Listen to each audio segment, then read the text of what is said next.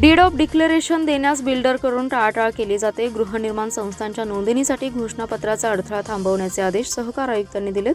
ती परिणामकारकपणे अंमलबजावणी करण्यात यावी अशी मागणी ॲडव्होकेट अभिषेक खोत, ॲडव्होकेट अमित शिंदे, ॲडव्होकेट धनंजय मदवाना यांनी केलेली आहे। ॲडव्होकेट खोत म्हणालेत, राज्यभरात बांधकाम व्यावसायिक अपार्टमेंटचं बांधकाम झाल्यावर ग्राहकांना सदनिकांची विक्री करतात, त्यासाठी फक्त घोषणापत्र तयार केलं जातं। त्यामुळे अपार्टमेंटचे टेरेस, जिना, पार्किंग, मोकळी जागा यावर बांधकाम व्यावसायिकांचाच हक्क राहतो।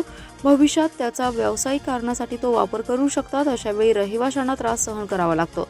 भविष्यात अपार्टमेंटला चटई क्षेत्र वाढवून मिळाले तरी त्याचा लाभ बांधकाम व्यावसायिकांना मिळतो। या स्थितीत सदनिका धारकांनी बांधकाम व्यावसायिकांकडून फक्त डीड ऑफ डिक्लेरेशन न घेता गृहनिर्माण संस्थेच्या नोंदणीचा आग्रह धरायला हवा।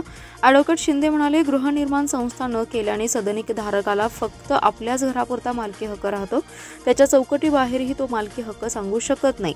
तलाठ्याच्या दप्तरातही त्याची नोंद होत नाही। गृहनिर्माण संस्थेची नोंदणी करायला गेले असता प्रथम घोषणापत्र रद्द करण्याची सूचना उपनिबंधकांकडून केली जाते। या कामात बांधकाम व्यावसायिकांकडून सहकार्य केलं जात नाही, त्यामुळे सदनिक धारकांनी गृहनिर्माण संस्थेची स्थापना करायला हवी।